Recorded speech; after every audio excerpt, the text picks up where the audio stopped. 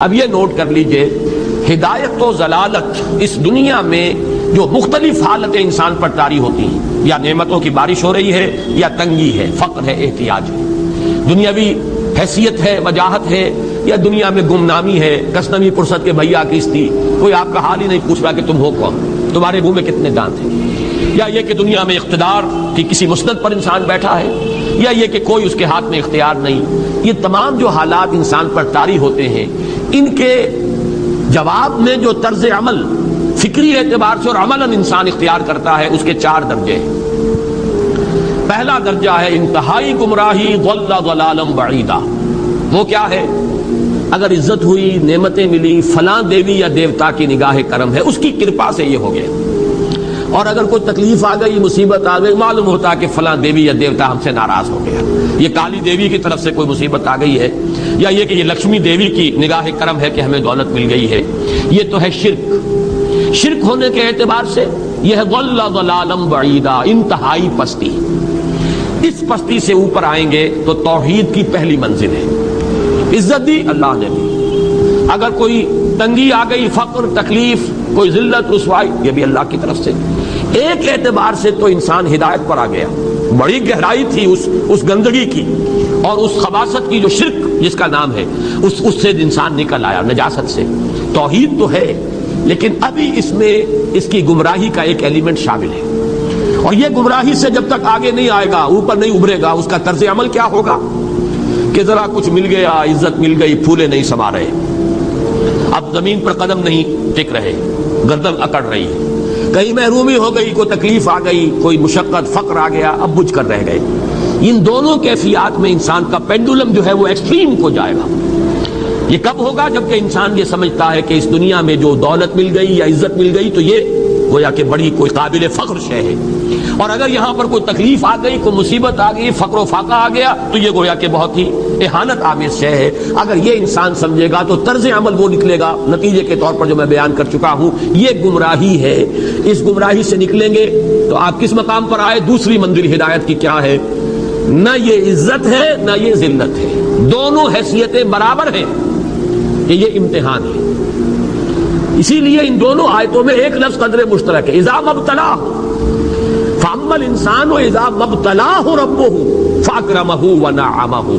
یہ بھی ایک ابتلا ہے، آزما رہا ہے اللہ، کبھی وہ دے کر آزماتا ہے، کبھی چھین کر آزماتا ہے، کبھی فقر و فاقہ سے آزماتا ہے، کبھی وہ کثرت دولت اور کثرت مال سے آزماتا ہے، کبھی وہ صحت دے کر آزماتا ہے کہ یہ قوت اور توانائی اور صحت جو میں نے دی ہے یہ اس میں کیا کرتا ہے، کبھی وہ مرض کے ذریعے سے آزماتا ہے کہ صبر کرتا ہے کہ نہیں کرتا۔ ہمارے لیے شکوہ اور شکایت تو اس کی زبان پر نہیں آ جاتی، نالا و شیون تو نہیں آ جاتا، تکلیف جھیلتا ہے کہ نہیں جھیلتا، اس میں تحمل ہے کہ نہیں ہے، تو صبر کرتا ہے یا شکر کرتا ہے۔ یہ دونوں کیفیات در حقیقت اس اعتبار سے مساوی ہے، یہ بھی امتحان، یہ بھی امتحان۔ یہ حقیقت جب سامنے ہوگی، اب وہ پینڈولم جو ہے وہ بہت کم ہو جائے گا، یعنی انسان میں طبعی طور پر تو ایک اثر ہوتا ہے غیر اختیاری، کسی چیونٹی نے کاٹا آپ کے پاؤں پر، آپ اپنا پاؤں ہٹا لیں گے، اس میں کوئی ارادہ نہیں ہے، یہ ریفلیکس ایکشن ہے، غیر اختیاری فعل ہے۔ اس حد تک تو انسان ضرور متاثر ہوتا ہے، اس سے تو کوئی انسان جو ہے وہ بلندر نہیں ہو سکتا۔ حضرت ابراہیم رضی اللہ تعالیٰ عنہ، حضور کے وہ نومولود فرزند، انتقال جب ہو رہا تھا، آپ کی آنکھوں میں آنسو آ گئے۔ اب یہ طبعی اثر ہے، ایک فعل ہے، انفعالی کیفیت ہے جو بالکل طبعی ہے، لیکن یہ نہیں کہ اس کی وجہ سے انسان کی زبان پر کوئی شکوہ آ جائے، کوئی شکایت آ جائے، یہ نہیں ہوگا، یہ ایمان کے منافی ہے۔ اسی طریقے سے اگر کوئی خوشی ہوئی ہے تو چہرے کے اوپر ایک نکھار آ جائے گا، تبسم آ جائے گا، اس سے زائد نہیں۔ اس حد تک تو یوں سمجھیے کہ انسان کا طبعی تقاضا ہے۔ اس سے زیادہ یہ پینڈولم اگر سوئنگ کر رہا ہے تو گویا کہ اس حقیقت سے انسان محجوب ہے کہ یہ بھی امتحان ہے، یہ بھی امتحان ہے، جو ہم سورہ حدید میں پڑھ چکے ہیں۔ ما اصاب من مصیبت فی الارض ولا فی انفسکم الا فی کتاب من قبل ان نبراها ان ذلک علی اللہ یسیر لکی لا تعصوا علی ما فاتکم ولا تفرحوا بما آتاکم۔ اللہ تمہیں کچھ دے تو اتراؤ مت، اللہ تم سے کچھ چھین لے تو اس کے اوپر افسوس مت کرو۔ یہ نتیجہ ایمان کا نکلنا چاہیے۔ اگر تمہیں ایمان ہے اللہ پر، اگر تمہیں یقین ہے کہ جو کچھ ہوا ہے اللہ کے اذن کے بغیر نہیں ہوا، اگر تمہیں یقین ہے کہ اللہ نے جو میرے لیے طے کیا ہے اس میں میرے لیے خیر ہی ہے، چاہے فی الحال، فی الوقت، فوری طور پر مجھے ناگوار محسوس ہو رہی ہے بات، لیکن یقیناً میرے لیے اس میں خیر ہے میرے رب کی طرف سے کہ ہر چیز ساتھی ما ریخت عین الطاف. ہم تو شارٹ سائٹڈ ہیں، ہم دیکھ نہیں سکتے کسی شے کو، ہم اس کے ظاہر کو دیکھ کر گھبرا اٹھتے ہیں کہ یہ تو تکلیف آ گئی، کیا پتا اسی کے پردے میں اللہ کی رحمت آ رہی ہے. میں نے وہ رئیس امروہوی کے اشعار آپ کو کئی دفعہ سنائے ہیں. وہ وقت آیا کہ ہم کو قدرت ہماری سعی و عمل کا پھل دے، بتا رہی ہے یہ ظلمت شب کہ صبح نزدیک آ رہی ہے. ابھی ہے کچھ امتحان باقی، فلاکتوں کے نشان باقی، قدم نہ پیچھے ہٹے کہ قسمت ابھی ہمیں آزما رہی ہے. رئیس اہل نظر سے کہہ دو کہ آزمائش سے جی نہ ہارے، جسے سمجھتے ہو آزمائش وہی تو بگڑی بنا رہی ہے. اسی آزمائش سے تو بگڑی بنے گی، اسی سے تو تمہارا خیر جو ہے اجاگر ہوگا، سامنے آئے گا، پتہ چلے گا who's who, what is what. ابو بکر میں کتنا یقین اور ایمان تھا، یہ کیسے معلوم ہوگا؟ کیسے معلوم ہوگا کہ بلال میں کتنا سہار، کتنا تحمل تھا، کتنا صبر تھا، اگر وہ مصیبت ان پر نہ آتی کہ جو امیہ ابن خلف کے ہاتھوں ان پر قیامت ٹوٹ رہی تھی. تو یہ ساری چیزیں جو ہے ما اصاب من مصیبت فی الارض ولا فی انفسکم الا فی کتاب من قبل ان نبرأ ان ذلک علی اللہ یسیر لکی لا تعصوا علی ما فاتکم ولا تفرحوا بما آتاکم واللہ لا یحب کل مختال فخور.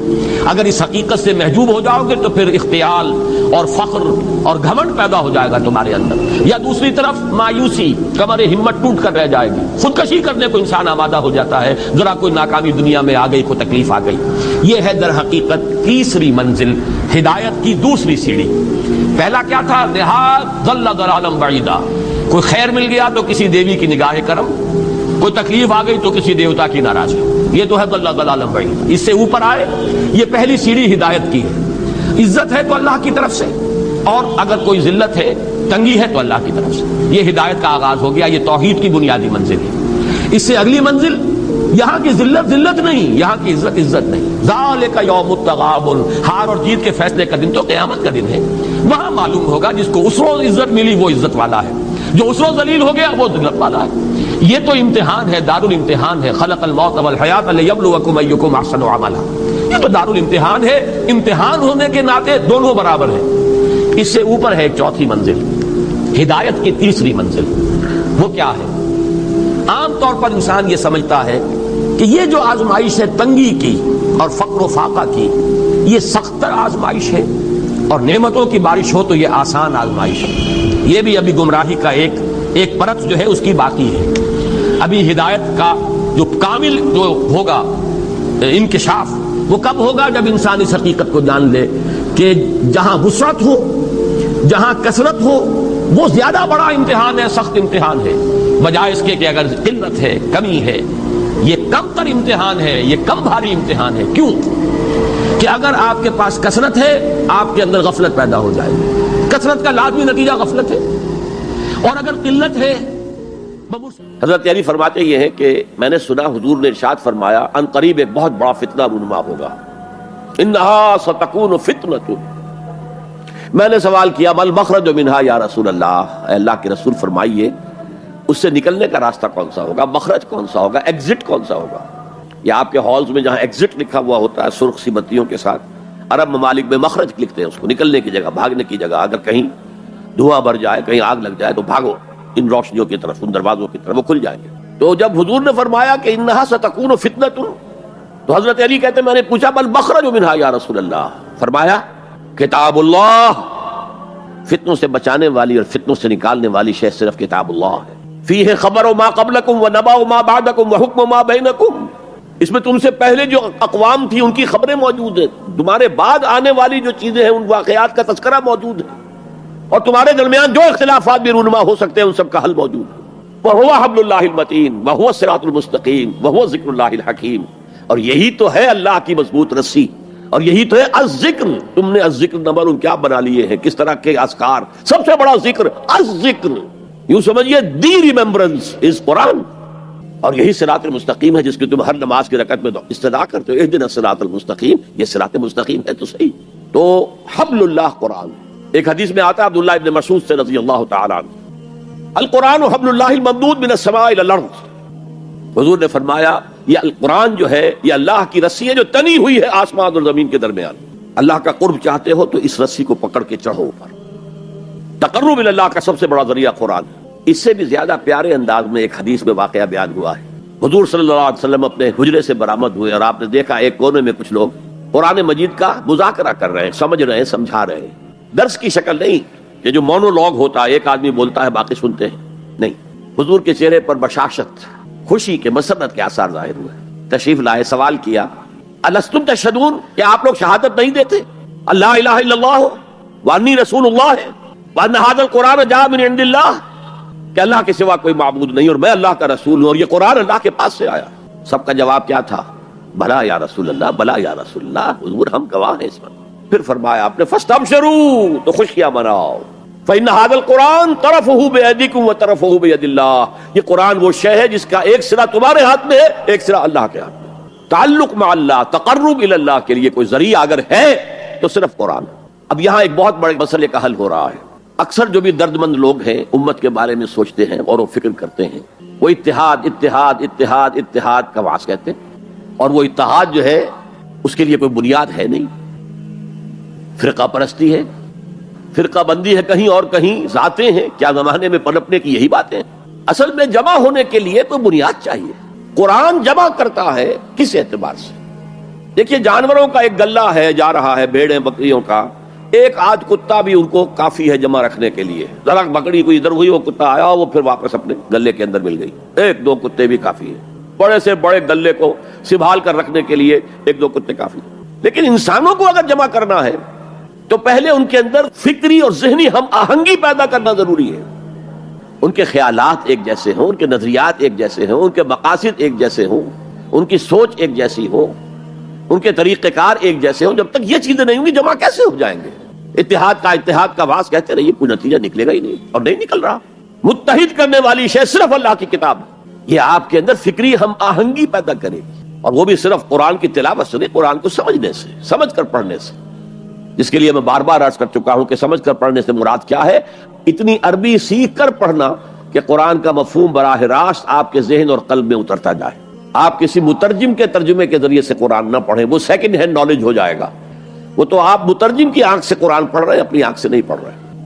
اگر اس طریقے سے قرآن کے ساتھ جڑ جایا جائے تو ذہنی ہم آہنگی ہوگی، فکری ہم آہنگی ہوگی، مقصد ایک ہو جائے گا، اعلاء کلمت اللہ۔ وہ جو کہا کسی نے کہ میری زندگی کا مقصد تیرے دین کی سرفرازی، میں اسی لیے مسلمان، میں اسی لیے نمازی۔ اگر مقصد ایک ہوگا تو ہم مقصد لوگوں کو کہتے ہیں امت۔ اما یا اموں کے معنی ارادہ کرنا۔ آمین البیت الحرام، وہ لوگ جو بیت الحرام کا قصد کر کے جا رہے ہیں، سفر کر رہے ہیں، تو امام جس کا کہ سب لوگ پیروی کر رہے ہیں، راستے کو امام کہتے ہیں اس لیے کہ آپ بھی راستے کے پیچھے پیچھے جا رہے ہیں، فالو کر رہے ہیں راستے کے ساتھ، راستہ مڑ گئے آپ بھی مڑ گئے۔ تو امت وہ ہے ان لوگوں کا مجموعہ جن کا مقصد ایک ہے۔ آج ہم کہتے ہیں امت مسلمہ، امت مسلمہ، کہاں ہے امت مسلمہ؟ وحدت امت کا سب سے بڑا خودی خواہ ہندوستان میں علامہ اقبال، ایک ہو مسلم حرم کی پاسبانی کے لیے، نیل کے ساحل سے لے کر تا بخا کے کاشغر، لیکن اس کو بھی ماننا پڑا ہے اپنے لیکچرز میں، reconstruction of religious thought in Islam, there is no Muslim امہ پریزنٹ ایٹ دس ٹائم، کوئی مسلم امت موجود نہیں ہے۔ Instead we have a number of Muslim nations, یہ بات چونکہ 1928 میں کہی، اس وقت تک تمام مسلمان ممالک جو ہیں کولونیل پاورز، یورپین پاورز کے تحت تھے، غلام تھے، انڈونیشیا سے موریتانیہ تک سب غلام۔ وہ تو صرف صحرائے عرب کو چھوڑا ہوا تھا انہوں نے، کہ وہاں کچھ تھا ہی نہیں۔ اگر تیل اس وقت کہیں نکل آیا ہوتا تو اس میں تو وہ پنجے گاڑتے کہ جو کبھی پنجے نکلنے والے نہ ہوتے۔ بہرحال یہ ان سب کو جوڑنے والی شے، جو اقبال کہتا ہے instead we have a number of Muslim nations, آج ہم کیا کہیں گے؟ Instead we have a number of Muslim countries. پھر مسلمان ممالک میں بھی ایتھنک، لنگوسٹک، کتنے جھگڑے، کتنے اختلافات، کتنے چکر چل رہے ہیں۔ دارفر میں جو کچھ ہو رہا ہے سوڈان میں، وہ بھی ایتھنک ہے بنیادی طور پر، وہ کوئی مسلم غیر مسلم فساد نہیں ہے، ایتھنک ہے۔ تو اس اعتبار سے سوچئے کہ انسان کو جمع کرنے والی شے صرف وہ ہو سکتی ہے جو ان کے مقاصد کو یکجا کر دے، ان کے نظریات میں ہم آہنگی پیدا کر دے، ان کی سوچ کو ایک رنگ میں رنگ دے، پھر وہ بنیاد مرصوص بن جائیں گے۔ علامہ اقبال نے بہت خوبصورت انداز میں کہا ہے، از یک آئینی مسلمان زندہ ہست، مسلمان اگر زندہ ہے تو ایک آئین کی وجہ سے ہے، وہ آئین قرآن۔ پیکر ملت ز قرآن زندہ ہست، یہ پیکر ملت جو ہے، جسم ہے ملت کا، جسد جو ہے، یہ اگر زندہ ہے تو قرآن کی بدولت ہے۔ جیسے میرا بدن ہے، میں زندہ ہوں تو جان کی وجہ سے، جان نکل جائے تو آپ کو معلوم ہے کچھ دیر کے بعد یہ ڈیکمپوز ہونا شروع ہو جائے گا. اسے جلد از جلد قبر میں اتارنا ضروری ہے. از یکا آئینی مسلمان زندہ ہست پہ کرے ملت سے قرآن زندہ ہست ماں ہما خاکو دلے آگاہ اوست احتسامش کن کے حبل اللہ اوست. ہم تو نری خاک ہیں، خاک کے سوا کچھ نہیں، اور اس کے اندر دل جو ہے وہ قرآن ہے. ماں ہما خاکو دلے آگاہ اوست، قرآن ہے دل. احتسامش کن کہ حبل اللہ اوست، پکڑو اسے مضبوطی کے ساتھ کہ حبل اللہ وہ ہے. یہ احادیث کی ترجمانی ہو گئی کہ نہیں؟ خوبصورت. القرآن حبل اللہ الممدود من السماء الى الارض احتسامش کن کہ حبل اللہ اوست. اس قرآن کو مضبوطی کے ساتھ تھامو، اس لیے کہ حبل اللہ وہ ہے. تو یہ دوسرا نقطہ ہے واعتصموا بحبل اللہ جميعا ولا تفرقوا. تفرقوا کے لفظ پر توجہ کر لیجئے. تختلفوا نہیں ہے، اختلاف ہو سکتا ہے، دیانت کے ساتھ ہو سکتا ہے. تفرقہ یہ تم اور میں اور. جب اختلاف اس شدت کو پہنچ جائے کہ چھوٹے چھوٹے اختلافات کے اوپر کفر کے فتوے، تم اور ہم اور من دیگرم تو دیگری، یہ تفرقہ ہے. اختلاف ہو سکتا ہے. اختلاف امام ابو حنیفہ امام شافعی میں ہوا، ٹھیک ہے، اور امام ابو حنیفہ کے شاگردوں میں ہو رہا ہے، انہوں نے اپنے استاد سے بھی اختلاف کیا، آپس میں بھی اختلاف کیا، لیکن اس اختلاف کو اپنی جگہ پر رکھیے. اختلاف اور ہے اور افتراق اور ہے. افتراق فرق، تم اور ہو میں اور ہوں، یہ کام غلط ہے. ملت کی ایک وحدت اس کو برقرار رکھتے ہوئے اگر فقہی اختلافات ہیں، مختلف مسائل میں اختلاف ہے، کوئی حرج نہیں. میں کہہ نہیں سکتا کہ یہ عام طور پر ویسے حدیث کے طور پر ہی بیان ہوتی ہے، لیکن یہ کہ آیا اس کی سند صحیح ہے یا نہیں میں نہیں کہہ سکتا. کہ اختلاف امتی رحمت، میری امت کا اختلاف تو رحمت ہے. ایک وقت میں ایک قول کے اوپر ہم عمل کر رہے تھے، حالات بدلے، معلوم ہوا کہ نہیں، وہ دوسرے صاحب کا قول زیادہ صحیح معلوم ہوتا ہے. قاضی ابو یوسف کے بجائے امام محمد کا قول زیادہ صحیح لگتا ہے. آج کل کے حالات میں ہمیں اس پر اختیار کر لینا چاہیے. ہو سکتا ہے رحمت ہے، اختلاف امتی رحمت. لہذا اختلاف جو ہے لا یزالون مختلفین ولذالک خلقہم، یہ لوگ اختلاف تو کریں گے اور اسی لیے اللہ نے انہیں پیدا کیا ہے. دو بھائیوں کی شکلیں نہیں ملتی ہیں، اختلاف ہے، گنا گونی ہے، منوٹنی نہیں ہے. منوٹنی تو انسان کو بور کر دیتی ہے.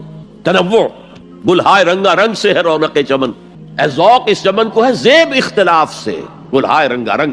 تو اختلاف اور شے ہے، لیکن جو اختلاف افتراق کا سبب بن جائے وہ ہے اصل میں کہ جو پھر امت کی جڑوں کو گویا کہ اس کے اوپر تیشہ بن کر گرنے والی شے. واعتصموا بحبل اللہ جميعا ولا تفرقوا. اب یہ خاص عرب کے ان حالات کے پس منظر میں فرمایا جا رہا ہے، اور سب سے زیادہ یہ کہ مدینہ منورہ کے جو حالات تھے تاریخی اعتبار سے. وَاذْكُرُوا نِعْمَةَ اللَّهِ عَلَيْكُمْ إِذْ كُنْتُمْ أَعْدَاءً فَأَلَّفَ بَيْنَ قُلُوبِكُمْ فَأَصْبَحْتُمْ بِنِعْمَتِهِ إِخْوَانًا. اور یاد کرو اللہ کے انعام کو جو تم پر ہوا ہے کہ تم تو دشمن تھے آپس میں. پورے عرب میں بھی قتل و غارت گری، جنگ و جدل تم کو پیشہ تھا. کہیں پانی پینے پلانے پہ جھگڑا، کہیں گھوڑا آگے بڑھانے پہ جھگڑا، جھگڑا ہی جھگڑا.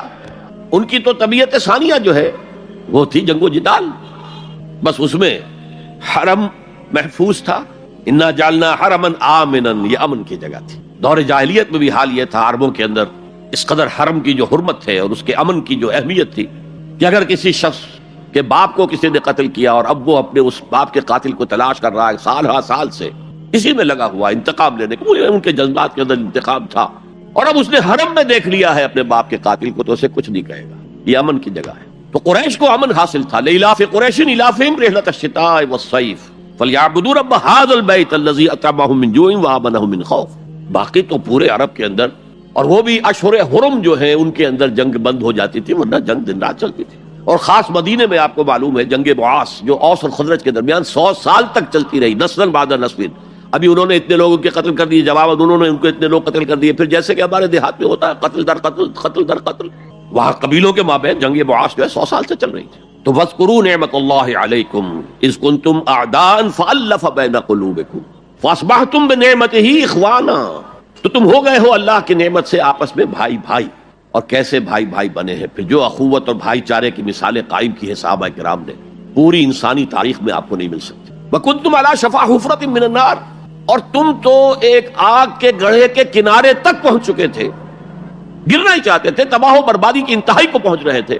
میں آپ کو بتا چکا ہوں ایک پس منظر کہ مدینے کے حالات میں ایک تاریخی اعتبار سے سازگاری کی ایک وجہ یہ بھی تھی کہ اب اوس اور خزرج تھک گئے تھے، لڑ لڑ کر ایک دوسرے کو مار کر تھک گئے تھے، اور وہ سوچ رہے تھے کوئی آربیٹریٹر ہونا چاہیے، ہمیں کوئی بادشاہ بنا لینا چاہیے جس کا حکم اوس بھی مانے خزرج بھی مانے. اور قرۂ فال بنامے منے دیوانہ زدن، اس کے لیے قرۂ فال نکلا تھا عبداللہ ابن امی کا. اس کے لیے تاج تیار ہو گیا تھا سونے کا، ابھی تاج پوشی باقی تھی کہ حضور تشریف لے آئے بے تاج بادشاہ کی حیثیت سے، اس کے سارے خواب جو ہیں وہ بکھر گئے. تو انہیں ضرورت کا احساس تھا. لڑ لڑ کر تھک گئے، کب تک لڑیں گے، ہمارے قبیلے جو ہے ختم ہو جائیں گے لڑ لڑ کر.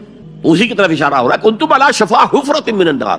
حفرہ گڑھا، شفا شفتین ہیں یہ دو ہونٹ جن کے درمیان یہ منہ کا گڑھا ہے.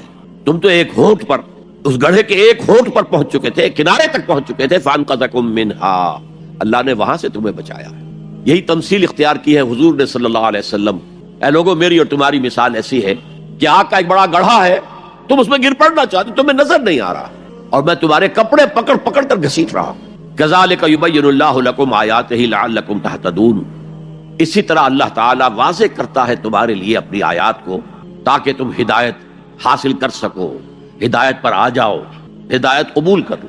تو یہ دوسرا نقطہ ہوا. پہلا نقطہ کیا تھا؟ انفرادی تقوی، انفرادی تدین، افراد کے اندر اخلاص، صرف اللہ کی رضا جوئی کے لیے کام کرنا، صرف اخروی فلاح کے لیے کام کرنا. یہ پہلی ہے. اینٹیں مضبوط ہو جائیں، خام ہے جب تک تو ہے مٹی کا ایک انبار تو، پختہ ہو جائے تو ہے شمشیر بے زنہار تو. اینٹیں پختہ ہو جائیں، اب انہیں جوڑنا ہے، سیمنٹ سبسٹنس چاہیے، وہ قرآن ہے، یہ جوڑے گا تم. چنانچہ یہی بات حضرت شیخ الہند مولانا محمود حسن دیوبندی اسیر مالٹا نے اپنی اسیری سے رہائی پانے کے بعد واپس جب آئے ہیں تو دیوبند میں علماء کے ایک بڑے اجتماع سے خطاب کر کے کہی. مولانا مفتی محمد شفیع رحمۃ اللہ علیہ وہ خود موجود تھے اس میں، بڑے بڑے علماء، مولانا حسین احمد مدنی رحمۃ اللہ علیہ، شبیر احمد عثمانی رحمۃ اللہ علیہ، مولانا اشرف علی تھانوی رحمۃ اللہ علیہ، مولانا انور شاہ کاشمیری رحمۃ، بڑا مجمع. اور کہا حضرت شیخ الہند نے، ہم نے تو اپنی اسیری کے 4 سالوں کے دوران جتنا غور کیا تو ہماری اس وقت کی امت کی زبوں حالی کے 2 سبب سامنے آئے.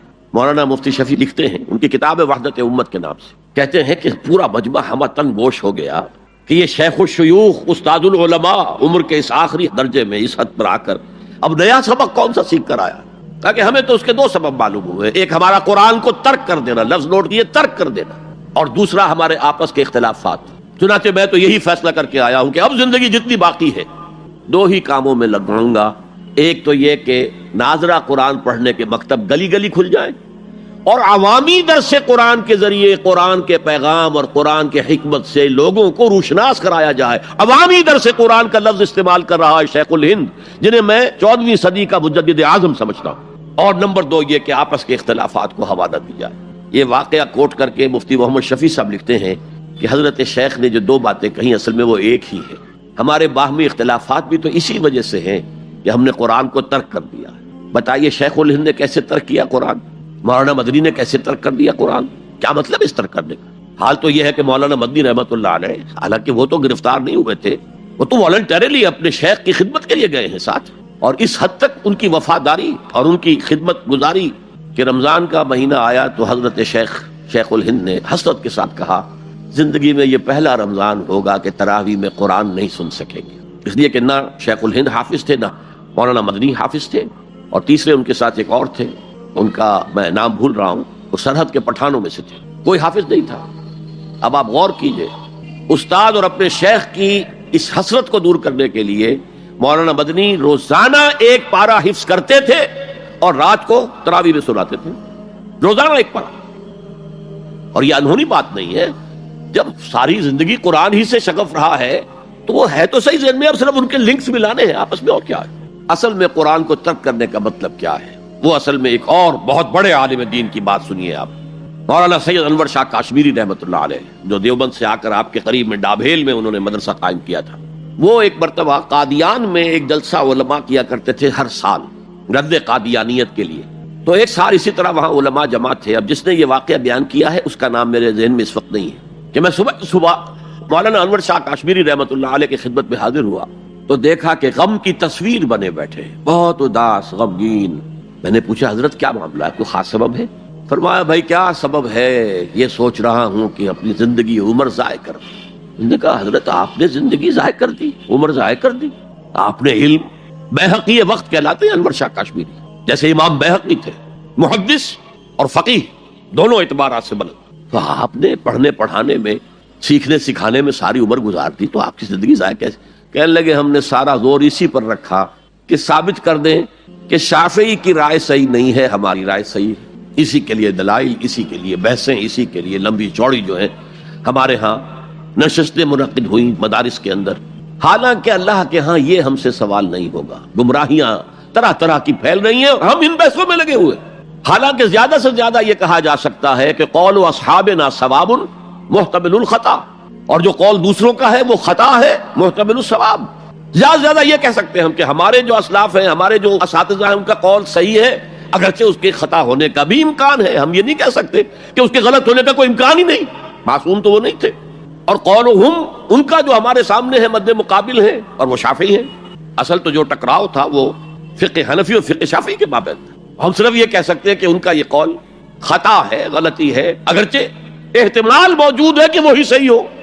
اس کے سوا تو ہم کچھ نہیں کہہ سکتے، اور ہم نے اپنی ساری زندگی اس کام میں لگا دی. لیکن میں کہہ نہیں سکتا اس پر کتنے رنج اور صدمے کا اظہار کروں کہ مجدد وقت شیخ الہند رحمۃ اللہ علیہ اور بحقی وقت مولانا انور شاہ کاشمیری رحمۃ اللہ علیہ، ان کی ان باتوں کا کوئی اثر ان کے شاگردوں نے قبول نہیں کیا. وہی روش ہے، وہی فقہی بحثیں ہیں. جب میں نے پاکستان میں تحریک خلافت کا آغاز کیا، کچھ احادیث بیان کی، اچھے علماء نے کہا کہ ڈاکٹر صاحب ہم نے تو یہ حدیثیں پہلی مرتبہ آپ سے سنی. یہ حدیثیں جو ہیں یہ ہیں کتاب الملاحم میں، اشراط الساعہ، علامات القیامہ، کتاب الفتن. اور حدیث کے ان ابواب پر تو پہنچتے پہنچتے ہم ایگزاسٹ ہو چکے ہوتے ہیں. ہماری ساری بحثیں جو ہے وہ ختم، اور وقت ختم ہو جاتا ہے ان فقہی بحثوں کے اندر. یہاں تک تو ہم پہنچتے ہی نہیں. بہرحال دوسرا نقطہ جیسا کہ میں نے عرض کیا، پہلا اینٹیں پکاؤ، مضبوط کرو. یا ایھا الذین آمنوا اتقوا اللہ حق تقاتہ ولا تموتن الا وانتم مسلمون. اور دوسرا ان کو جوڑنے کے لیے قرآن کو ایز اے سیمنٹ سبسٹنس استعمال کرو. واعتصموا بحبل اللہ جميعا ولا تفرقوا واذکروا نعمت اللہ علیکم اذ کنتم اعداء فالف بین قلوبکم فاصبحتم بنعمتہ اخوانا وکنتم علی شفا حفرۃ من النار. تم تو تباہی آگ کے گڑھے کے کنارے تک پہنچ گئے تھے، گرا چاہتے تھے. فانقذکم منہا، تو اللہ نے اس سے تمہیں نکالا ہے. کذالک یبین اللہ لکم آیاتہ لعلکم تہتدون. اسی طرح اللہ تعالیٰ تمہارے لیے اپنی آیات کی تبیین کر رہا ہے، وضاحت کر رہا ہے تاکہ تم ہدایت حاصل کر سکو. اب تیسری بات، یہ جو اینٹوں کو پکا کر اور پھر ان کو جوڑ کر جو ایک اجتماعیت وجود میں آئی، اس کے مقاصد کیا ہے؟ کیا کشور کشائی کرنی ہے؟ ملکوں کو فتح کرنا ہے؟ کیا کرنا ہے؟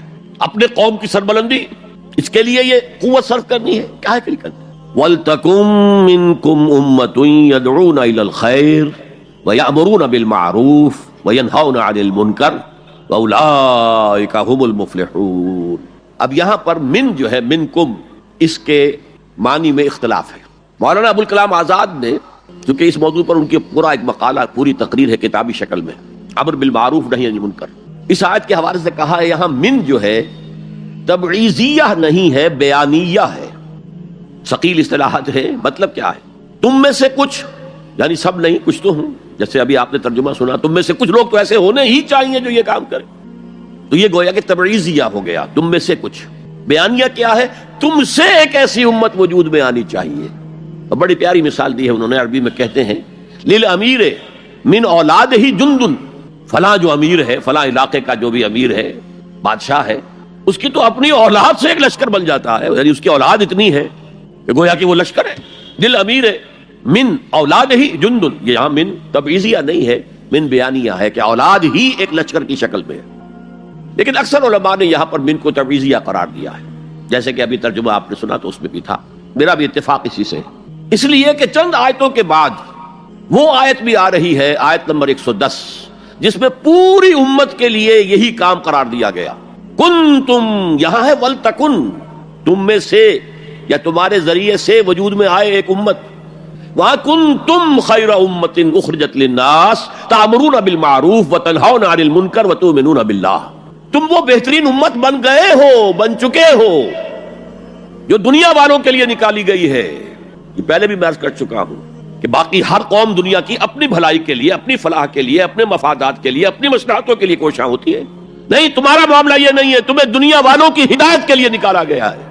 وہ جو اقبال نے کہا ہے، ہم تو جیتے ہیں کہ دنیا میں تیرا نام رہے، کہیں ممکن ہے کہ ساقی نہ رہے جام رہے. مسلمانوں کی تو زندگی اس لیے ہے کہ دنیا میں یہ جام توحید، جام ہدایت گردش میں لائیں. ہماری حیثیت ساقی کی ہے. ہم تو جیتے ہیں کہ دنیا میں تیرا نام رہے، کہیں ممکن ہے کہ ساقی نہ رہے جام رہے. جام کیسے حرکت میں آئے گا اگر ساقی نہیں ہے؟ تو ہم تو پوری دنیا کو سیراب کرنا چاہتے ہیں اس شراب حقیقت سے۔ تو ایک ہے پوری امت کا فرض منصبی، اور وہ اس آیت میں آیا ہے، آیت نمبر 10 میں۔ یہ آیت جو ہے آیت 110، یہ ہم وزن ہے سورہ بقرہ کی اس آیت کے، وَكَذَلِكَ جَعَلْنَاكُمْ أُمَّةً وَسَطًا لِتَكُونُوا شُهَدَاءَ عَلَى النَّاسِ وَيَكُونَ الرَّسُولُ عَلَيْكُمْ شَهِيدًا۔ اسی طرح ہم نے تمہیں ایک امت وسط بنایا، درمیانی امت بنایا، بہترین امت بنایا، تاکہ تم گواہی دو اور گواہ بنو قیامت کے دن تمام نوع انسانی کے خلاف، اور رسول ہمارے صلی اللہ علیہ وسلم تم پر گواہی دیں اور قیامت میں گواہی دیں کہ اے اللہ میں نے تیرا دین ان تک پہنچا دیا تھا۔ Now they are accountable, they are responsible. They can't plead ignorance، یہ نہیں کہہ سکتے کہ بات پہنچائی نہیں گئی، میں نے پہنچا دی تھی۔ تو امت کا مقصد کیا ہے؟ شہادت علی الناس، اتمام حجت، لئلا یکون للناس علی اللہ حجت بعد الرسل وکان اللہ عزیزا حکیما۔ ہم نے اپنے رسولوں کو بشیر و نذیر بنا کر بھیجا اس لیے کہ لوگوں کے پاس کوئی حجت باقی نہ رہ جائے۔ اللہ ہمیں تو پیغام پہنچا ہی نہیں، تو محاسبہ کس بات کا؟ لئلا یکون للناس علی اللہ حجت بعد الرسل، رسولوں کی آمد کے بعد اب یہ نہیں کہہ سکتے کہ ہم تک پیغام نہیں پہنچا۔ سب سے سخت محاسبہ انہی کا ہوگا جن کو براہ راست رسولوں نے تبلیغ کی ہے، اور یہی وجہ ہے کہ جن کو براہ راست رسولوں نے تبلیغ کی اور انہوں نے بحیثیت مجموعی رد کر دیا ان کی دعوت کو، ان کو ہلاک کر دیا، نسیم منسیہ کر دیا۔ اسے کہتے ہیں عذاب استیصال، جڑ سے اکھیڑ کر پھینک دینا۔ اصل کہتے ہیں جڑ کو استیصال، جڑ سے اکھیڑ دینا۔ اگر جڑ نہیں نکلے گی تو پودا دوبارہ پھوٹ آئے گا، جس کو کہا ہے کالم یغنو فیہا، ایسے ہو گئے قوم نوح، قوم ہود، قوم صالح، قوم شعیب، آل فرعون، کالم یغنو فیہا، جیسے کبھی یہاں تھے ہی نہیں۔ لا یرا الا مساکنہم، اب مسکن تو نظر آ رہے ہیں، قوم سمود کے مسکن آج بھی نظر آ رہے ہیں۔ 7000 سال پہلی پرانی بات ہے یہ، آج بھی جائیے جا کر دیکھیے اس علاقے کے اندر جو انہوں نے چٹانیں تراش کے، اور کس قدر خوبصورت وہ ہے، تراشے گئے ہیں، کتنے ایگزیکٹ ڈائمنشنز کے ساتھ ہیں، وہ جا کر دیکھیے، میں دیکھ کر آیا ہوں۔ 7000 سال پرانی تہذیب تھی۔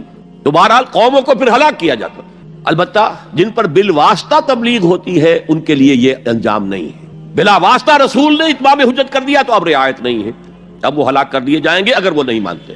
تو اب یہ ہے کہ یہ امت محمد صلی اللہ علیہ وسلم شہداء علی الناس، یہ سورہ بقرہ میں کہا، اور کنتم خیر امت اخرجت للناس، تم بہترین امت ہو جو نکالی گئی ہے، برپا کی گئی ہے لوگوں کے لیے۔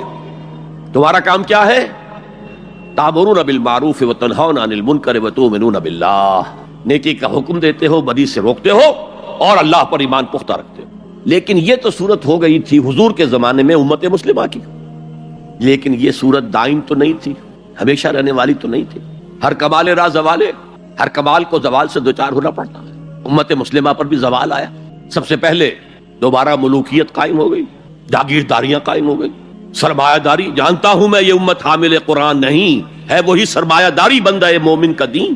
اب اس صورت میں کیا کیا جائے؟ امت تو بھول گئی، امت کو یہ یاد ہی نہیں کہ ہمیں تو دنیا والوں کو تبلیغ کرنی تھی، دنیا کو سمجھانا تھا، دنیا کو بتانا تھا، ان پر اتمام حجت کرنا تھا، ان تک دعوت و تبلیغ کا حق ادا کرنا تھا۔ امت تو بھول گئی اپنے گلچھروں میں، اپنے عیش میں، جسے حدیث نبوی میں کہا گیا ہے ملکن اعظم، کٹکھنی ملوکیت خلافت راشدہ کے بعد جو آئی ہے۔ یہ حدیث ہے، بہت اہم ہے، مسند احمد ابن حنبل رحمۃ اللہ علیہ، عن النعمان ابن بشیر رضی اللہ تعالی عنہ، حضور نے فرمایا تکون فیکم نبوت ما شاء اللہ ان تکون ثم یرفع اللہ اذا شاء یرفعها، نبوت تمہارے مابین موجود رہے گی جب تک اللہ چاہے گا کہ موجود رہے، پھر اللہ اس نبوت کو اٹھا لے گا جب چاہے گا، یعنی میں موجود رہوں گا تمہارے مابین جب تک اللہ چاہے گا، پھر اللہ مجھے اٹھا لے گا، میرا انتقال ہو جائے گا۔ ثم تکون خلافت اللہ من حال النبوہ، پھر ایک دور ہوگا خلافت کا جو عین نبوت کے نقش قدم پر ہوگی۔ فتکون ما شاء اللہ ان تکون، وہ بھی رہے گی جب تک اللہ چاہے گا کہ رہے۔ ثم یرفع اللہ اذا شاء یرفعها، پھر اس کو بھی اللہ اٹھا لے گا جب بھی چاہے گا۔ ثم تکون ملکا عاضا، پھر ایک دور آئے گا کٹ کاٹ کھانے والی، عضا یعضو کہتے ہیں کاٹنا، پھر وہ کاٹ کھانے والی ظالم حکومت، ملوکیت کا دور آ جائے گا۔ اب جب یہ دور آ گیا تو اب اس کا علاج کیا ہے؟ اور وہ دور گھٹتے جہاں پہ بات پہنچ گئی ہے، یقیناً ہم سے تو بہت بہتر معاشرہ تھا بنو امیہ کے دور کا، لیکن یہ کہ اب ہم کہاں پہنچ گئے، سرے سے یاد ہی نہیں کہ ہمارا یہ کوئی فرض منصبی ہے، شہادت علی الناس کوئی ہماری ذمہ داری ہے، ہم مسئول ہوں گے اللہ کے ہاں، احساس ہی نہیں۔ اپنی روٹی، اپنی دال، یا اپنا مرغ پلاؤ متنجن جو بھی ہو، اپنا مکان، اپنی کوٹھی، اپنا محل، اپنی کار، اس کا نئے سے نیا جو ہے ماڈل، ساری ہماری سوچ تو ان چیزوں کے گرد ہے. کس کو یاد ہے کہ بحیثیت امت ہمارا فرض کیا تھا؟ اس حال میں کچھ لوگ تو ہونے چاہیے جو ہوش میں آئے. یہ ہے وَلْتَكُمْ مِنْكُمْ أُمَّةٌ. جب پوری امت سو جائے تو امت ودن امت قائم کی جائے. ایک بڑی امت ہے امت محمد جو بالفعل امت کی حالت میں نہیں ہے، جو وحدت امت کا سب سے بڑا خودی خواہ ہے. اس کا قول میں آپ کو سنا چکا ہوں. At present there is no Muslim ummah. Instead we have a number of Muslim nations. And today we have a number of Muslim countries. That's all. امت کہاں ہے؟ لیکن اسے آپ کہتے ہیں party with in party, state with in state, امہ with in امہ. جو لوگ جاگ جائیں، جنہیں ہوش آ جائے، جنہیں اپنی ذمہ داری کا احساس ہو جائے، وہ جمع ہو کر ایک امت کی شکل اختیار کرے. وہ اس مغالطے میں تو نہ ہے کہ صرف ہم مسلمان ہیں باقی کافر ہیں. معاذ اللہ ثم معاذ اللہ ثم معاذ اللہ. یہ بہت بڑا فتنہ ہے. بس یہ ہے کہ حکیم سعید صاحب مرحوم ہمارے پاکستان والے، جن کے بڑے بھائی یہاں تھے دلی میں، حکیم عبد الحمید صاحب، انہوں نے ایک تحریک چلائی تھی، جاگو اور جگاؤ، جاگو اور جگاؤ، جاگو اور جگاؤ. یہ ان کے سلوگنز میں سے ہے. تو جاگو اور جگاؤ، جسے ہوش آ گئی، ارے ہماری ذمہ داری تھی، ہم بھولے بیٹھے، اسی لیے ہم برباد ہو رہے، تباہ ہو رہے. تو دوسروں کو بھی جگائیں، دوسروں کو بھی یاد دلائیں اور مل جل کر ایک امت بن جائیں. ہم مقصد لوگ، یہ امت جو ہے اس کا جو کوئی ایک مقصد ہے ہی نہیں سرے سے. زندگی برائے زندگی ہے، زندگی کسی مقصد کے لیے تو ہے ہی نہیں. بالکل جس طرح حیوان جیتے ہیں زندگی تو وہ بھی گزارتے ہیں، لیکن ان کی زندگی کا مقصد کوئی نہیں. انہیں آپ ایکسپلائٹ کرتے ہیں، یوز کرتے ہیں. گھوڑے کو باندھ لیا بگی کے اندر، تانگے کے اندر، بیل کو جوت لیا اپنے حل کے اندر، آپ استعمال کر رہے ہیں. ان کی زندگی کا تو کوئی مقصد نہیں. آج ہمارا حال یہ ہے، ہماری زندگی کا کوئی مقصد نہیں. لیکن جو جاگ جائیں، جنہیں احساس ہو جائے، جو محسوس کر لے کہ یہ ہماری اجتماعی ذمہ داری ہے اور اسی کو پورا کرنے نہ کرنے کے باعث ضربت علیہم الذلۃ والمسکنۃ وباؤوا بغضب من اللہ کی صورت جو کبھی یہود کی تھی وہ آج ہماری ہو چکی ہے. جو جاگے وہ دوسروں کو جگائیں، مل کر ایک امت بنائیں. اور اس امت کا کام کیا ہوگا؟ پہلا کام یہاں پہ 3 دیکھیے، یہاں پہ 3 کا پہاڑ آج ہوگا. 3 آیتیں، 3 نکات. پہلا، اشخاص کی اینٹوں کو پختہ کرو، تقویٰ، تدین. دوسرا، انہیں جوڑو، سیمنٹ سبسٹنس آف قرآن کے ذریعے سے جوڑو. تیسرے، اب یہ جو امت وجود میں آئے اس کے 3 کام کرنے کے ہیں. وَلْتَكُن مِّنكُمْ أُمَّةٌ يَدْعُونَ إِلَى الْخَيْرِ وَيَأْمُرُونَ بِالْمَعْرُوفِ وَيَنْهَوْنَ عَنِ الْمُنكَرِ. پہلا کام وہ دعوت الى الخیر. اور خیر کیا ہے؟ جبکہ یامرون بالمعروف آگے آ رہا ہے تو تکرار محض تو قرآن مجید کی شان نہیں ہو سکتی.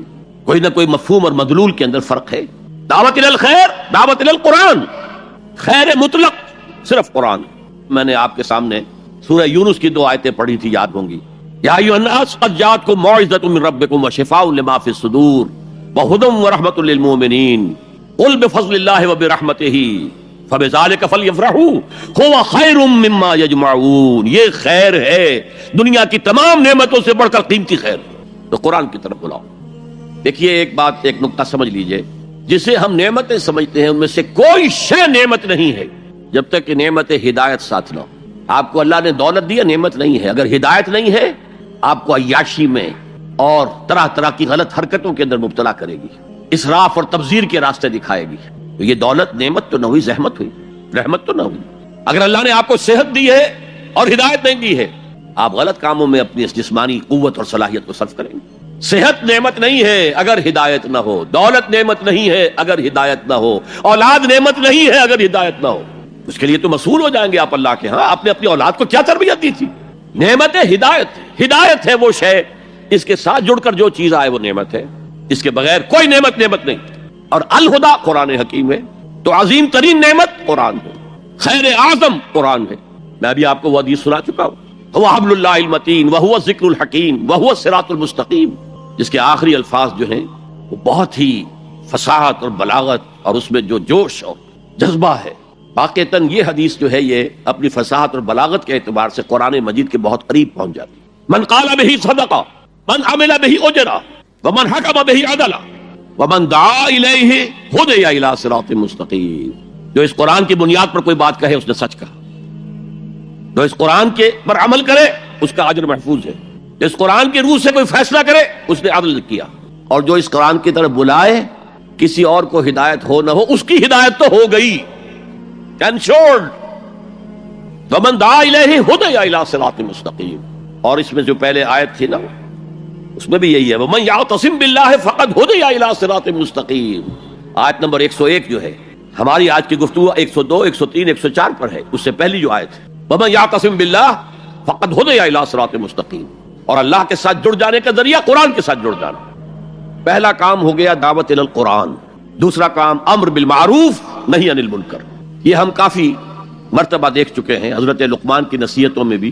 یا بنی اقم الصلاۃ وامر بالمعروف وانہی عن المنکر واصبر علی ما اصابک ان ذلک من عزم الامور.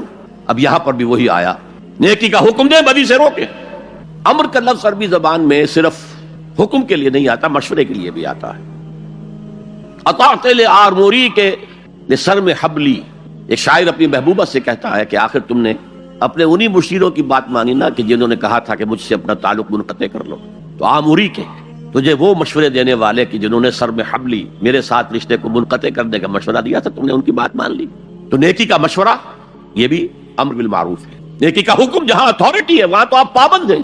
اسی لیے وہ آیات سورہ حج کی جو نازل ہوئی ہیں اثناء سفر ہجرت میں. دیکھیے سورہ حج کے بارے میں آپ نے دیکھا ہوگا اختلاف ہے کہ آیا یہ مکی ہے یا مدنی ہے، اس لیے کہ بعض آیات اس میں ایسی ہیں جن میں قتال کا ذکر ہے. اذن للذین یقاتلون بانہم ظلموا وان اللہ علی نصرہم لقدیر. مکی دور میں تو ابھی قتال تھا ہی نہیں، قتال کی اجازت نہیں تھی. اسی طریقے سے اور بعض آیات. تو میرے نزدیک سورت بحیثیت مجموعی مکی ہے، اس کا پورا مزاج مکی صورتوں والا ہے، اس میں کوئی شک نہیں. البتہ کچھ آیات اس میں مدنی نہیں بلکہ اس اعتبار سے برزخی ہیں کہ حضور جب مکے سے تشریف لے جا رہے تھے مدینے کی طرف اس اثناء میں نازل ہوئی. انہی میں وہ آیت ہے الذین ان مکناہم فی الارض اقاموا الصلاۃ وآتوا الزکاۃ وامروا بالمعروف ونہوا عن المنکر. وہ لوگ کہ جنہیں اگر ہم زمین میں غلبہ عطا کر دیں، تمکن عطا کر دیں، طاقت دے دیں تو وہ نماز قائم کریں گے، زکوٰۃ کا نظام قائم کریں گے، نیکیوں کا حکم دیں گے، بدیوں سے روکیں گے. اس لیے کہ تمکن فی الارض حاصل ہو چکا ہے، اب بدیوں سے جب بالجبر بھی روکا جا سکتا ہے، نیکی کا حکم دیا جا سکتا ہے. زکوٰۃ زبردستی نہیں جائے گی، دینا چاہو یا نہ دینا چاہو. انکار کرو گے تو تمہارے ساتھ قتال ہوگا. اس لیے کہ اب معاملہ جو ہے صرف واعظ و نصیحت کا نہیں ہے، اب تمکن ہے، غلبہ ہے، طاقت ہے، قوت ہے. تو جہاں جہاں جس درجے میں کسی کو بھی کوئی اختیار اور اقتدار ہو اس پر واجب ہے امر بالمعروف اور نہی عن المنکر. ہیڈ آف دی فیملی پر واجب ہے کہ اپنی فیملی کے اندر وہ یہ فریضہ سر انجام دے، نیکی کا حکم دے، بدی سے روکے. بدقسمتی سے ہمارے ہاں آج کل کچھ لوگوں نے ان دونوں کو علیحدہ علیحدہ کر دیا. نہیں یعنی منکر کرو گے، لوگوں کو روکو گے، ٹوکو گے، سودی کاروبار کرنے کے اوپر جو بھی وعیدیں آئی ہیں وہ اگر سناؤ گے لوگوں کو وہ بھیڑ چھٹ جائے گی، لوگ سنیں گے نہیں، چلے جائیں گے. میرے ساتھ یہ واقعہ ہوا ہے پاکستان میں. میری انجمن کے مؤسسین میں سے ایک صاحب تھے، ہیں ابھی زندہ ہیں. انہوں نے مجھ سے آ کر ایک دفعہ کہا کہ ڈاکٹر صاحب ہمارے لیے تو سود کو چھوڑنا ممکن نہیں ہے، ہمارا کاروبار ایسا ہے کہ بینک سے معاملہ کیے بغیر ہم نہیں چل سکتے. اور آپ ہمیں دوسرے تیسرے جمعے میں وہ حدیثیں سنا دیتے ہیں کہ الربا 70 حوبا کہ الرجل امہ. سود کے جرم کے گناہ کے 70 حصے ہیں، کچھ بڑے ہیں کچھ چھوٹے ہیں. سب سے چھوٹا اس کے مساوی ہے کہ تم کوئی شخص اپنی ماں کے ساتھ زنا کرے. یہ حدیث تو ہم سے نہیں سنی جاتی. ہم سود تو نہیں چھوڑ سکتے، آپ کا جمعہ تو چھوڑ سکتے ہیں نا، وہ میرے ہاں جمعہ پڑھنا چھوڑ دیں. اب یہ صورتحال ہے کہ کچھ لوگ اسی خوف سے کہ لوگ بھاگ جائیں گے، دیکھنا ان بستیوں کو تم کے ویراں ہو گئی، یہ جو بھیڑ جمع ہے یہ تو پھر ادھر ادھر منتشر ہو جائیں گے، لہٰذا یہ باتیں نہ کرو. بس بھلی بات ہے، بھلائی اچھا، جب نیکی بڑھے گی بدی خود بخود ختم ہو جائے گی. اگر ایسا تھا تو قرآن مجید کو یہ دونوں اصطلاحات لانے کی کیا ضرورت تھی؟ قرآن مجید میں 9 مقامات پر یہ دونوں اس طرح ساتھ ساتھ آئے ہیں جیسے ایک گاڑی کے 2 پہیے ہوتے ہیں. امر بالمعروف نہی عن المنکر، امر بالمعروف نہی عن المنکر. خود حضور کے لیے سورہ اعراف میں آیا یامرہم بالمعروف وینہاہم عن المنکر. وہ تو ہم پڑھ چکے ہیں سورہ لقمان کا دوسرا رکوع، یا بنی اقم الصلاۃ وامر بالمعروف ونہی عن المنکر. اچھا نیکی کی اگر آپ مشورہ کریں، واعظ کہیں تو کوئی آپ کو کچھ نہیں کہے گا، بلکہ آپ کے گلے میں ہار ڈالیں گے، کچھ نذرانہ پیش کریں گے. زیادہ سے زیادہ آپ نے کچھ کہہ دیا تو گردن جھکا لیں گے. اور آپ نے اگر کہیں نہیں عن منکر کا کام کیا تو آپ ماتھے پر بل پڑیں گے، شکن پڑیں گے، پھر آپ کو دوبارہ وہاں دعوت نہیں دی جائے گی. اور وائس کم ہے، میٹھی میٹھی باتیں کرتے ہیں، چھوٹے چھوٹے کاموں کے اوپر اتنے اجر و ثواب کا وعدہ کرتے ہیں کہ پھر کوئی بڑا کام کرنے کی ضرورت ہی نہیں. تو وَلْتَكُن مِّنكُمْ أُمَّةٌ يَدْعُونَ إِلَى الْخَيْرِ وَيَأْمُرُونَ بِالْمَعْرُوفِ وَيَنْهَوْنَ عَنِ الْمُنكَرِ. اب ایک بات نوٹ کیجئے، قرآن مجید میں 9 مقامات تو وہ ہیں کہ جہاں امر بالمعروف نہی عن المنکر جڑ کر آئے ہیں، گاڑی کے 2 پہیے. اس کے علاوہ متعدد مقامات ہیں جس میں اصل زور نہی عن المنکر پر ہے. اہل کتاب کے علماء اور ان کے جو صوفی لوگ ہوتے تھے درویش، ان پر تنقید آئی ہے لولا ينهاهم الربانيون والاحبار عن اكلهم السحت وقولهم الاسم. کیوں نہیں منع کیا ان کے علماء نے، ان کے احبار نے، ان کے صوفیاء نے انہیں حرام خوری سے اور جھوٹ بولنے سے روکا کیوں نہیں، منع کیوں نہیں کیا؟ حدیث میں آتا ہے لَتَأْمُرُنَّ بِالْمَعْرُوفِ وَلَتَنْهَوْنَ عَنِ الْمُنكَرِ أَوْ لَيَخْتِمَنَّ اللَّهُ عَلَىٰ قُلُوبِكُمْ. تمہیں لازماً نیکی کا حکم دینا ہے، بدی سے روکنا ہے، ورنہ اللہ لازماً تمہارے دلوں پر مہر کر دے گا۔ اب سنیے، اس نہی عن المنکر کے بھی 3 مرتبے ہیں۔ میں نے کہا تھا نا 3 کا پہاڑا، سے نکاتی پروگرام۔ پہلے افراد تیار ہوں، تقوی، تدین، اللہ کی فرما برداری، انہیں جوڑا جائے، اور سیمنٹ سبسٹنس قرآن، اس سے جو جمعیت وجود میں آئے اس کے 3 کام۔ اس میں جو آخری ہے نہی عن المنکر، اس کے 3 درجے۔ 2 حدیثیں میں آپ کو سنانا چاہتا ہوں، دونوں مسلم شریف کی ہیں۔ ایک کے راوی ابو سعید الخدری رضی اللہ تعالی عنہ، سمعت رسول اللہ صلی اللہ علیہ وسلم یقول، وہ فرماتے ہیں میں نے اللہ کے رسول کو یہ فرماتے ہوئے سنا، من رأى منکم منکرا فلیغیرہ بیدہ فإن لم یستطع فبلسانہ فإن لم یستطع فبقلبہ وذلک اضعف الایمان۔ تم میں سے جو شخص بھی کسی بدی کو دیکھے، اس کا فرض ہے کہ طاقت سے، ہاتھ سے اس کو روکے، بدلے۔ اگر اس کی استطاعت نہ رکھتا ہو تو زبان تو استعمال کرے، گونگا شیطان تو نہ بن جائے، کہے تو صحیح اللہ کے بندے باز آ جاؤ، اے اللہ کے بندو اللہ کے غضب کو دعوت مت دو، کہو تو صحیح۔ اور اگر زبانوں پہ بھی تالے پڑ گئے ہو اور زبانوں کے گدیوں سے کھینچے جانے کا امکان ہو جائے تو آخری درجے میں فإن لم یستطع فبقلبہ، دل سے شدید نفرت تو رکھے، راتوں کی نیندیں حرام تو ہوں، سوچے تو صحیح کیا ہو رہا ہے۔ وہ جو حضرت ابو بکر رضی اللہ تعالیٰ عنہ نے فرمایا تھا جب مانعین زکوٰۃ کا فتنہ کھڑا ہوا ہے اور آپ نے فیصلہ کیا کہ ان کے خلاف قتال کیا جائے گا، جنگ کی جائے گی، تو حضرت عمر نے بھی مشورہ دیا کہ نہیں، خدا کے لیے 3 محاذ نہ کھولیے، مسلمانوں کے دل مجروح ہے، مورال ڈاؤن ہے حضور کے انتقال کی وجہ سے۔ اب ایک محاذ تو حضور کی زندگی میں کھل گیا تھا، سلطنت روما کے ساتھ ٹکراؤ، غزوہ موتا، پھر اس کے بعد وہ غزوہ کے جس کو کہا گیا ہے عسر والا، بھوک والا، تبوک، اور تیسرا لشکر تیار تھا حضرت اسامہ کی سرکردگی میں کہ حضور کا انتقال ہو گیا۔ اب حضرت ابو بکر نے فوراً روانہ کر دیا، حالانکہ کچھ صحابہ کی رائے تھی کہ آپ اس کو لشکر پر نہ بھیجیں، اس وقت صورتحال خراب ہے، کاؤنٹر ریولوشنری موومنٹ جیسے میں نے کل کہا تھا اٹھ سکتی ہے، اور ہماری ساری طاقت ہمارے پاس ہونی چاہیے تاکہ ان کاؤنٹر ریولوشنری موومنٹس کو کچلا جا سکے۔ حضرت ابو بکر نے فرمایا جو لشکر حضور نے تیار کیا تھا میں اسے نہیں روک سکتا۔ اب حضرت عمر نے ان سے کہا اب 3 محاذ تو نہ کھولیے، دوسرا محاذ جو جھوٹے نبی تھے ان کے خلاف تو جہاد کرنا تھا، وہ تو سری ارتداد ہے، مرتد ہو چکے ہیں۔ یہ تیسرا جو ہے یہ تو صرف زکوٰۃ دینے سے انکار ہے نا، اور وہ بھی اس وقت شکل یہ تھی کہ ہم زکوٰۃ آپ کو نہیں دیں گے، ہم زکوٰۃ کا نظام خود اپنا رکھیں گے، اپنے امیروں سے لیں گے، اپنے غریبوں کو دے دیں گے، مرکزی حکومت کو نہیں دیں گے۔ اس پر حضرت ابو بکر نے کہا کہ اگر یہ حضور کے زمانے میں زکوٰۃ کے اونٹ کے ساتھ اس اونٹ کو باندھنے والی رسی بھی دیتے تھے، اور اب اگر یہ کہیں گے کہ اونٹ تو لے جاؤ رسی نہیں دیں گے ہم، تب بھی میں قتال کروں گا۔ اور اس وقت جو جملہ کہا ہے ایبدل الدین وانا حی، کیا دین میں تغیر کیا جائے گا جبکہ میں ابھی زندہ ہوں؟ میرے جیتے جی یہ کام نہیں ہو سکتا۔ ہمیں کبھی احساس ہے ہم زندہ ہیں، عیش بھی کرتے ہیں، اچھے سے اچھا کھاتے ہیں، اچھے سے اچھا پہنتے ہیں، دین کس حال میں ہے؟ کہاں ہے؟ پاؤں تلے کچلا جا رہا ہے، استہزاء ہو رہا ہے، تمسخر کیا جا رہا ہے۔ اور یہ نہ سمجھیے کہ میں کوئی ہندوستان کی بات کر رہا ہوں، نہیں، تمام مسلمان ملکوں میں یہی حال ہے، ہر جگہ پر کہیں بھی صحیح اسلامی حکومت قائم نہیں، اسلامی نظام قائم نہیں، بعض جگہوں پر تھوڑے سے احکام شریعت نافذ ہیں، ان کی اپنی برکات ہے، لیکن نظام تو اسلامی نہیں ہے، دولت کی تقسیم کا نظام اسلامی نہیں ہے، سیاسی نظام اسلامی نہیں ہے۔ اس اعتبار سے ہمارے اندر شدید نفرت تو ہو، اگر یہ نفرت بھی نہیں ہے، اگر بے چینی بھی نہیں ہے، کوئی کڑھن بھی نہیں ہے، فرمایا ذالک اضعف الایمان، یہ ایمان کا کمزور ترین درجہ ہے۔ کیا معنی؟ اس کے بعد پھر ایمان نہیں ہے، نفرت۔ دوسری حدیث سنیے، یہ حضرت عبداللہ ابن مسعود سے رضی اللہ تعالی عنہ، یہ بھی مسلم شریف کی روایت۔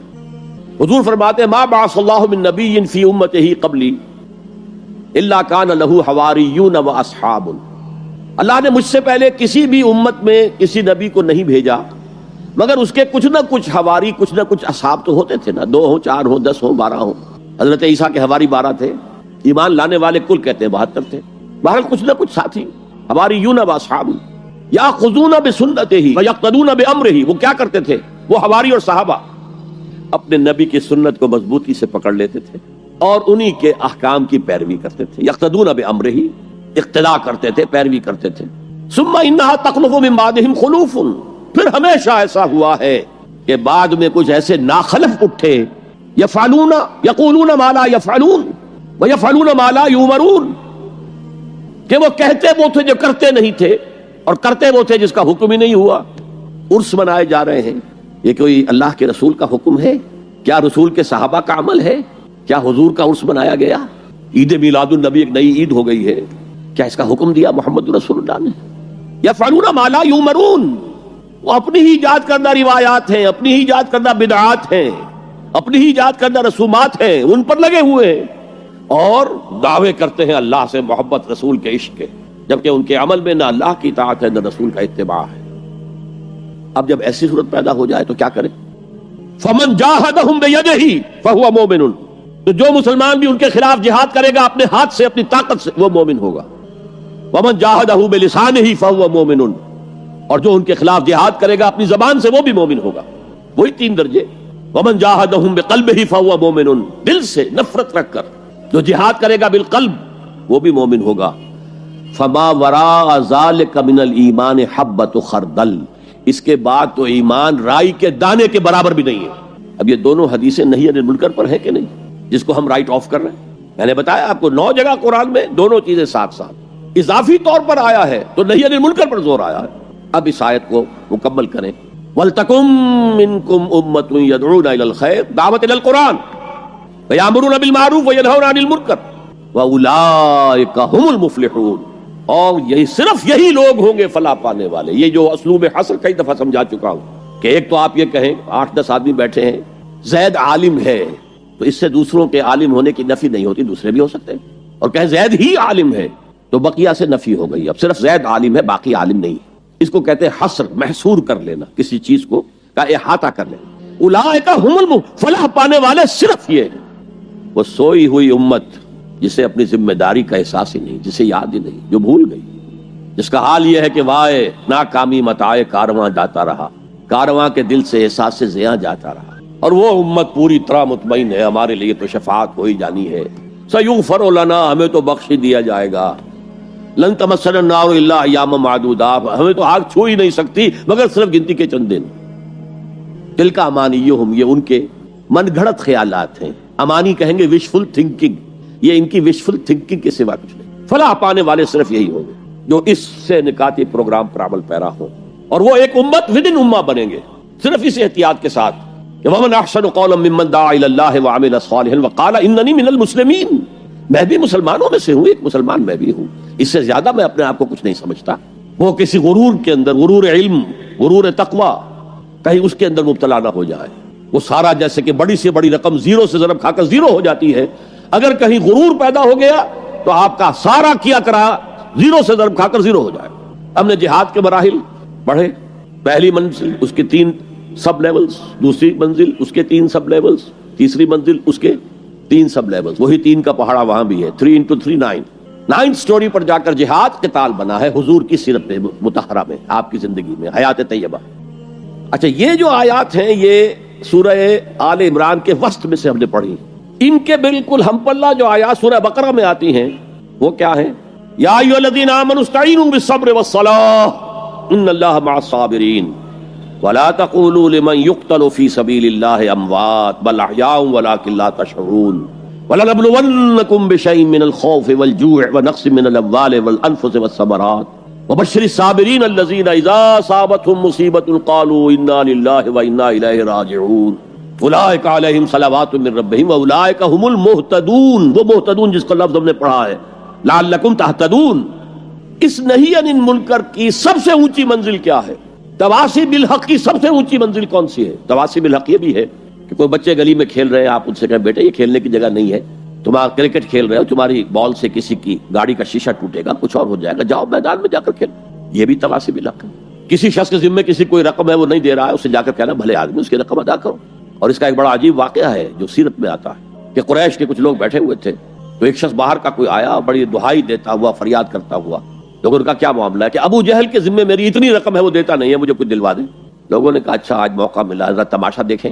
حضور اس وقت کہیں حرم کے کسی کونے میں نماز پڑھ رہے تھے، کہا جاؤ جاؤ، وہ شخص جو ہے نا وہ کر سکتا ہے، ہم نہیں کر سکتے، اس سے بات کرو۔ وہ آیا، اس نے حضور سے کہا، حضور کا اچھا چلو، گھر پر جا کر کہا، دستک دی، ابو جہل نکلا، اس کو اس کا حق ادا کرو۔ بے چونو چرا گھر میں گیا اور لا کر اس کی رقم اس کے حوالے۔ یہ روب حق ہے، حق کا روب۔ لیکن آج کل آپ یہ کام کر کے دیکھیں تو چھوٹا تواصی بالحق یہ ہے، بڑا تواصی بالحق سب سے بڑا، یہ کائنات اللہ کی ہے، یہ زمین اس کی ہے، اس کا حکم چلنا چاہیے۔ ان الارض للہ ان الحکم الا للہ لا یشرک فی حکمہ احدا، اللہ اپنے حکم کے اختیار میں کسی کو شریک کرنے کو تیار نہیں۔ نہ کسی فرعون کو، نہ کسی نمرود کو، نہ کسی قوم کو، نہ عوام کو، نہ پوری نوع انسانی کو، کسی کو شریک کرنے کو تیار نہیں۔ اب اس تواصب الحق کے لیے کھڑا ہونا گویا کہ ہر نظام باطل کو چیلنج کرنے کے مترادف ہے۔ اسی طرح میں نے عرض کیا تھا کہ انکر المنکرات، یہ انکر کا لفظ آ گیا تھا نا، ان انکر الاصوات لصوت الحمیر، تمام آوازوں میں سب سے زیادہ ناپسندیدہ آواز، انسان کی طبیعت پر بڑی ناگوار گزرنے والی آواز جو ہے وہ گدھے کی آواز ہے۔ تو انکر المنکرات کیا ہے؟ غیر اللہ کی حکومت انکر المنکرات ہے۔ اس کے خلاف جدوجہد ہاتھ سے کرو، زبان سے کرو، دل سے کرو، کم سے کم یہ ہے، ورنہ ایمان کا کوئی شائبہ موجود نہیں۔ لیس وراء ذلک حبۃ خردل من الایمان۔ اس لیول کے لیے پھر لازمی ضرورت ہے ایک جماعت، ڈسپلن جماعت۔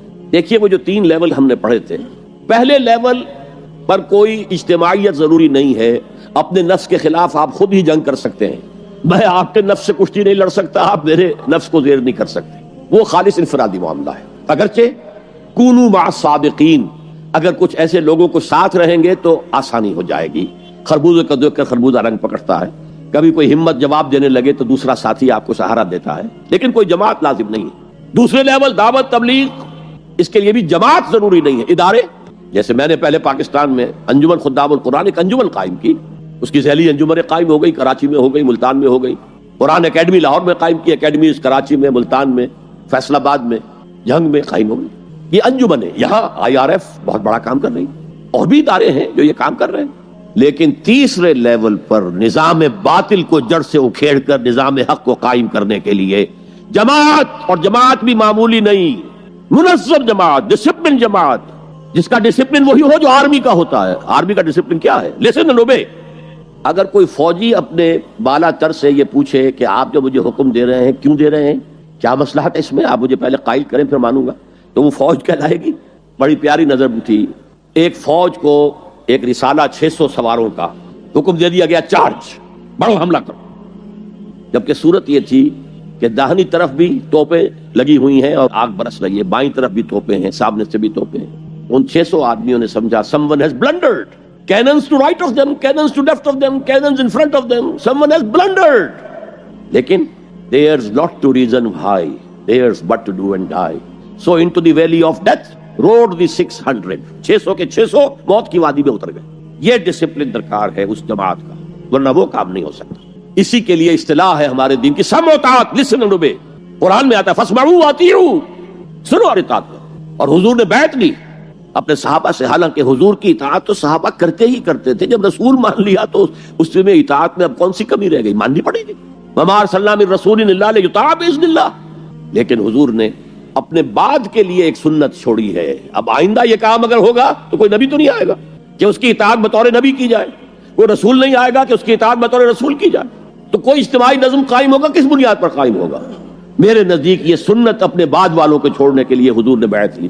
میں نے ایک حدیث آپ کو سنائی تھی، حضرت حارث اشعری رضی اللہ تعالی عنہ فرماتے ہیں، یہ مسند احمد ابن حنبل میں بھی ہے، ترمذی میں بھی ہے، قال قال رسول اللہ صلی اللہ علیہ وسلم انی آمرکم بخمس اللہ امرنی بہن۔ یہ ایک روایت میں اضافی الفاظ ہیں، اللہ امرنی بہن، دوسری میں نہیں ہے۔ انی آمرکم بخمس کے بعد شروع ہو جاتی ہے بالجماعت والسمع والطاعت والہجرت والجہاد فی سبیل اللہ۔ مسلمانوں میں تمہیں 5 باتوں کا حکم دے رہا ہوں، اور یہ حکم اللہ نے مجھے دیا ہے۔ حالانکہ آپ کو بھی حکم دینے کا اختیار ہے، لیکن آپ نے تاکید کے لیے کہا، میں اپنی طرف سے نہیں کہہ رہا، میں پہنچا رہا ہوں۔ انی آمرکم بخمس اللہ امرنی بہن بالجماعت والسمع والطاعت والہجرت والجہاد فی سبیل اللہ۔ ذرا دیانتداری کے ساتھ ہاتھ اٹھائے ان مجمع میں سے وہ لوگ جنہوں نے پہلے کبھی یہ حدیث سنی ہے۔ ایک تو ادھر میں نے ہاتھ دیکھا ہے، اس کا چرچا ہی نہیں ہمارے ہاں۔ کیوں؟ یہ اس لیول سے متعلق ہے جس لیول پہ ہم سوچتے ہی نہیں۔ اقامت دین کی جدوجہد، نظام کو بدلنے کی جدوجہد، یہ ہمارے ذہن سے خارج، ہمارے تصور دین سے خارج۔ دیکھیے وہ جو ہے بنی الاسلام علی خمس، اس میں امر نہیں ہے، یہ خبر ہے صرف۔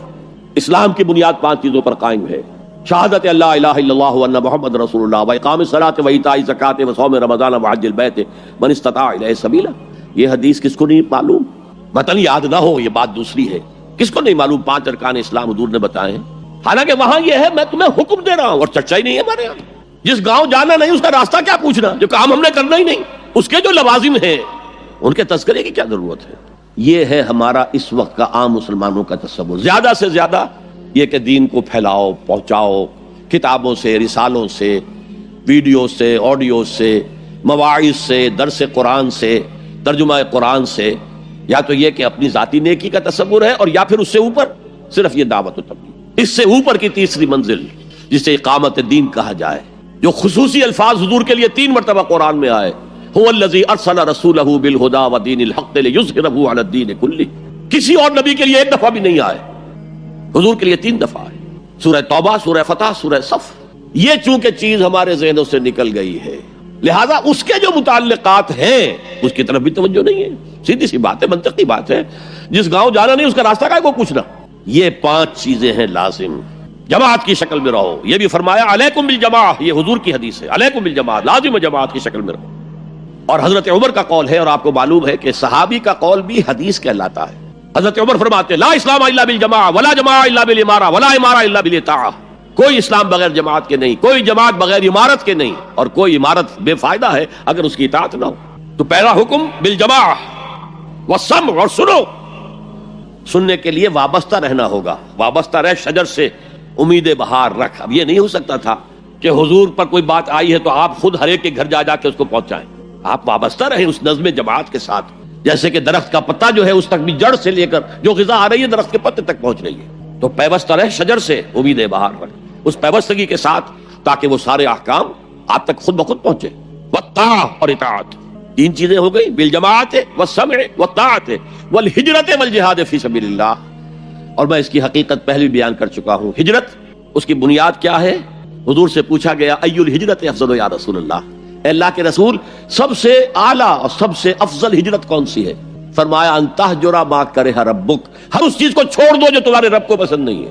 آج اپنے گریبان میں جھانکیے، جو چیز زندگی میں غلط ہے شریعت کی روح سے طے کیجئے کہ اب نہیں ہوگی، اب ختم کر دوں گا. ہجرت شروع ہو گئی آپ کی. ان تہجر ما کرہ ربک، ہر اس چیز کو ترک کر دو، چھوڑ دو جو تمہارے رب کو پسند نہیں.